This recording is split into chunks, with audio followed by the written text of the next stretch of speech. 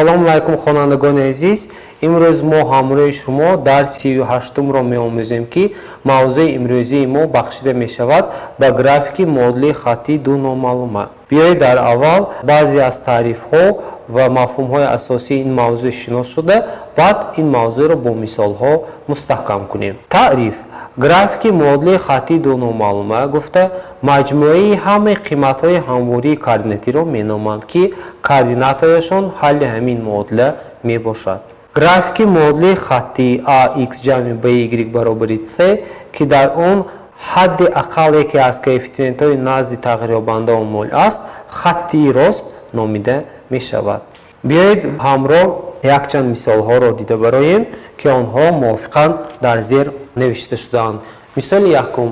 дар шарти мисоли якум чунин омадааст: графики модулаи cx-4y баробари 12ро месозем. Азбас ки ин қиматҳо ғайри нулянд, пас графики модулаи хаттии рост номида мешавад. координатҳои нуқтаи буриши ин хатти ростро бо тирҳои координатӣ маълум менамоем. биёед ин модуларо аввал нависем, яъне модула ба намуди cx-4y баробари 12 навишта шудааст. мо бояд графики ин функсияро созем. дар график барои графики ин модуларо сохтан x-ро ба x қимати 0ро мебахшем ва қимати y онро ҳисоб мекунем. пас c зарби 0 минуси 4y ба адади 12 баробар мешавад. аз ин ҷо модулаи хатти пайдо шуд ки он ба минуси 4y баробари 12 ҳосил шуда. y баробар аст ба 12ро ба минуси 4 тақсим кунем, ба адади минуси 3 баробар аст. пас ҷуфти якуми адад мувофиқан ба 0 ва минуси 3 баробар аст. яъне мо медонем ки аз ду нуқта дилхоҳ як хатти рост ва фақат якто гузаронидан мумкин аст. бигузор y баробари 0 бошад, яъне y-ро ба 0 баробар карда қимати x онро меёбем. яъне cx баробари 12. аз ин ҷо x-ро ҳангоми ёфтан 12ро ба 3 тақсим кунем, ба адади 4 баробар аст. пас нуқтаи Б ёфт шуд ки мувофиқан координатҳои он ба 4 ва ба 0 баробар аст. анакун тири ҳамвории координатиро месозем ва графики функсияро тасвир мекунем. тирҳои координатии ҳамвориро мувофиқан месозем. бигузор тири ox абсцисса oy координата бошад. нуқтаи a 0 минус 3ро мегузорем, яъне 1 2 3. дар ин ҷо нуқтаи минус 3 ҷой дорад. ин нуқта нуқтаи a аст.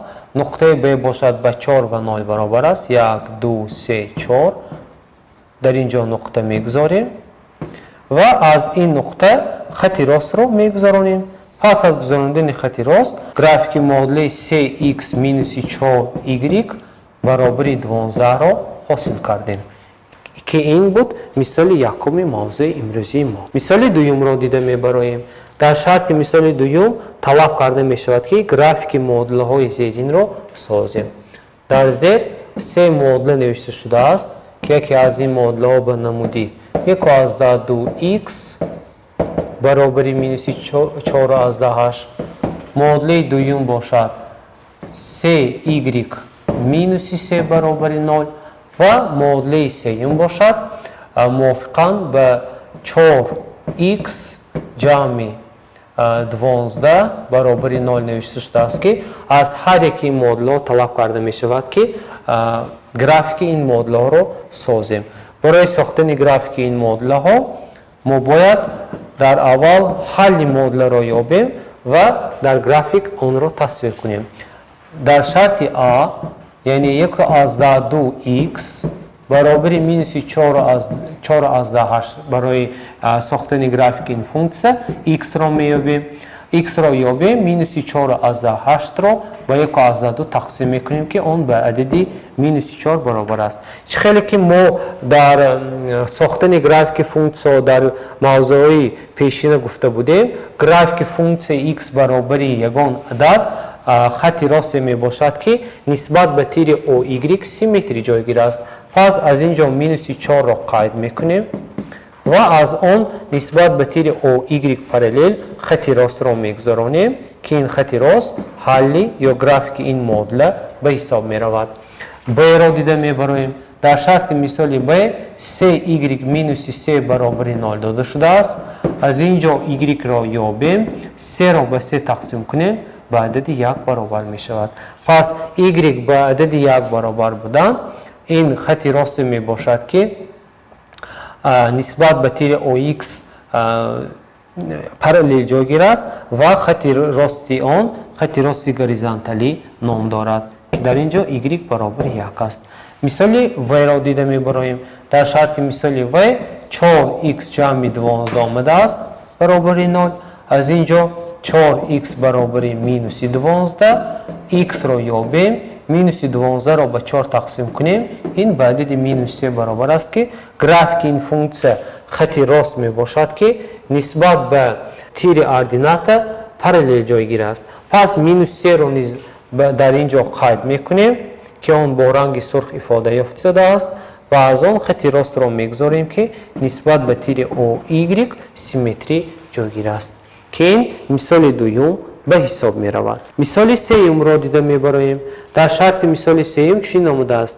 нишон диҳед ки нуқтаи а 1 ва 1 дар графики модулаҳои 3x ҷамъи y баробари 4 ва минуси 2x ҷамъи 3y баробари 1 ҷойгир аст. мисоли сеюм ба мо як нуқта дода шудааст ки координатаи он мувофиқанд ба 1 ва 1, модулаҳои он бошад ба намуди 3x ҷамъи y баробари 4 ва минуси 2x ҷамъи 3y баробари 1 аст. барои он ки ҷойгир будани ин нуқта ба ин ду модулаҳои хаттии ду номаълумдор мо бояд ба ҷои қимати x ва y мувофиқанд ки онҳо дода шудаанд ба ин ду модулаҳои додашуда гузорем. пас бигузор x ба 1 баробар бошад ва y ба 1 баробар бошад, ин қиматҳоро мегузорем.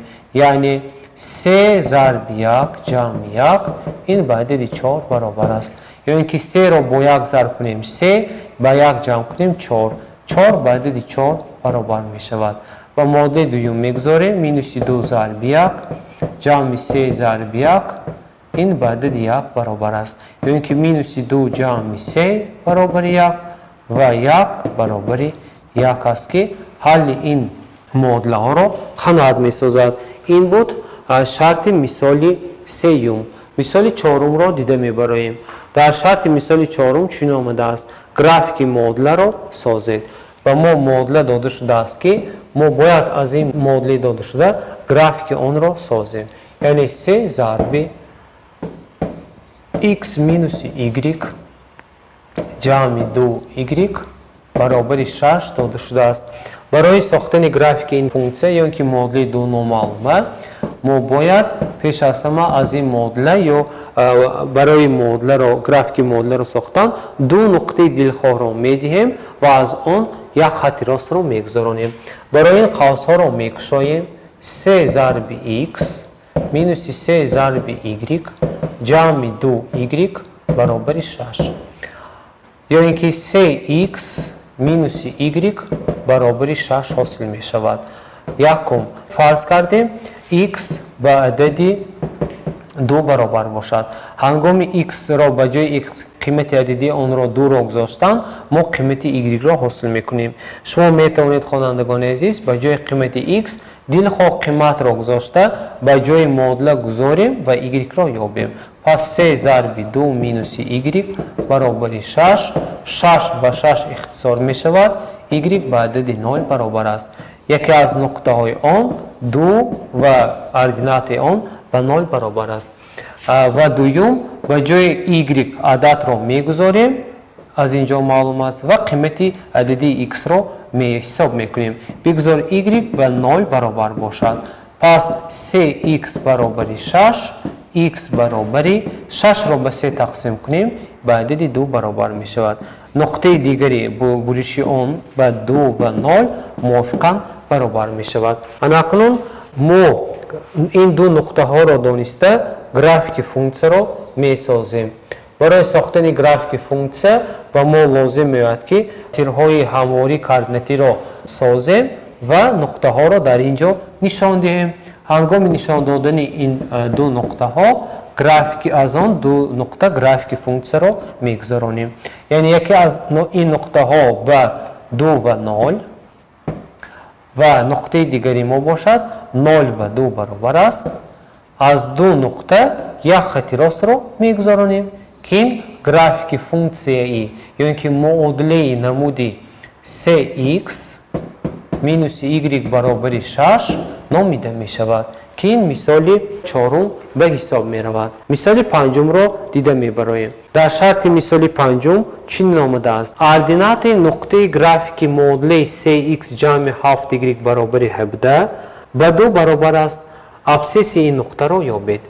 дар ин ҷо қайд мекунем. мисоли панҷум муодлаи хаттии ду номаълума ба намуди cx ҷамъи 7y баробари 17 дода шудааст. ва дар ин ҷо талаб карда мешавад ки ҳангоми ордината баробари 2 будан, яъне y дар ин ҷо баробари 2 аст, қимати абсисси ин нуқтаро ёбем.